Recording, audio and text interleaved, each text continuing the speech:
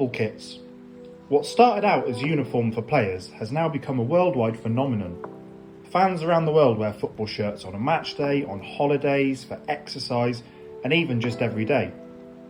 Every year, football clubs release home, away and third kits to the public, who all rush to buy the new shirts for the upcoming season. However, there are many variables in football, and sometimes clubs need to whip up makeshift kits to avoid unexpected clashes, and some kits don't make it to retail. First up is the most recent and well-known, the 2014-15 third kit. Blue is Sunderland's primary away colour, and most of the time it gets the job done. In November 2014, however, Sunderland faced Crystal Palace at Selhurst Park, and both the red, white, black and gold home kit and the blue away kit clashed. A quick solution was required, so the club turned to a teamwear website and ordered around 15 sets of the Adidas Tiro 13 teamwear kit, one of Adidas' more basic templates from the previous season. They then sent them off for embroidering and printing, and boom, a brand new third kit was born. The biggest criticism Adidas received during their 8-year run producing Sunderland kits was the use of templates, which makes it quite ironic that this, the most basic template that they ever used for us, is now the most popular Sunderland Adidas kit of all time. Due to the availability of the blank Tiro 13 shirt, many fakes have been created and sold over the years to try and capitalise on just how much the fans liked this shirt. So popular was it, the club followed it up with a very similar 16-17 away shirt. The best thing about this kit for me, we won in it, so a 100% record. Next up is a similar scenario, but with the colours swapped round. For the 2001-02 season, Nike produced a very smart all-white Sunderland kit. This of course meant that both the home and away would clash when the club made the journey to the south coast to face Southampton at the Dell. With the Saints wearing black shorts and socks, it was only the shirt causing an issue here, so Nike took Arsenal's navy third shirt, gave it some red on the trim, put a white Reg Vardy logo on and a Sunderland badge, and boom, problem solved.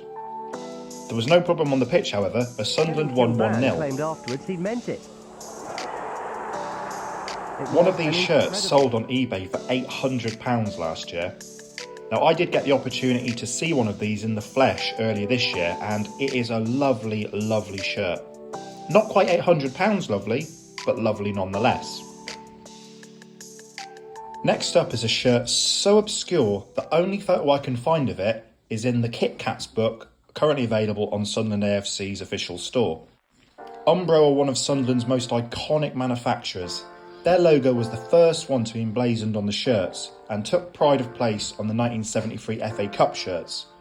In 1980, Sunderland wore a blue away kit and a white third kit alongside that classic red and white striped home kit.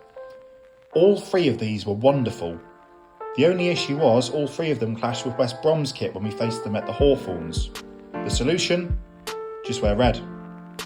Umbro produced a one-off all-red shirt for that game, and I challenge anyone to find photos of it online. The shirt itself is very nondescript. It has a collar, Umbro logo, a Sunderland badge, and that's about it really.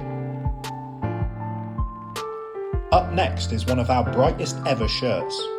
From 1981 to 83, Sunderland's kits were made by Lecoq Sportif, who made a very controversial home shirt and thus were replaced as soon as the deal expired. In their place came Nike, who returned some normality to the kits. After Nike, we got the debut of Belgian company Patrick. The first ever game wearing Patrick was a 2-0 away win against Huddersfield at Leeds Road, and Sunderland wore an orange away shirt. Quite an eye-catching colourway, it was never ever seen again. Instead, the now classic blue kit was used from there on out. The blue shirt shares the same red and black collar and cuffs, and it has a white Tuborg logo instead of black. I personally much prefer the orange. For the final kit in this list, we are staying with Patrick. The Football League Centenary Tournament, also known as the Mercantile Credit Football Festival, was a friendly tournament held from the 16th to the 17th of April 1988 at the old Wembley Stadium to celebrate the 100th anniversary of the founding of the Football League. A bizarre concept, 16 teams battled it out over 2 days in a tournament featuring 40-minute matches. Sunderland, in the third tier at the time, faced Wigan. Despite playing only 2 weeks earlier and getting away with wearing the home shirt, the rules for the festival mandated no clashes whatsoever would be allowed, so the predominantly red home kit and the blue away kits were deemed unsuitable. Now you think the solution would be to resurrect the orange kit that we just looked at, but instead Patrick created a whole new kit for just the occasion, and here it is, the Mercantile Festival kit.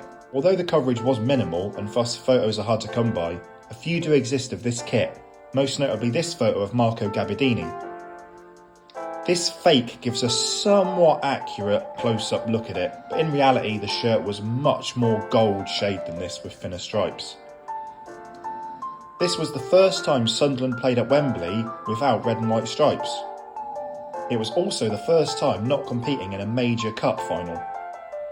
And as this game was only 40 minutes long, it is the least used kit the club has ever wore. In fact, it's debatable if it can even be classed as an official Sunderland AFC shirt given the circumstances. For me, this is the holy grail, given how stunning it is, the randomness of the game and how it was played, and the fact that only about 10 Sunderland fans were probably there to even see it.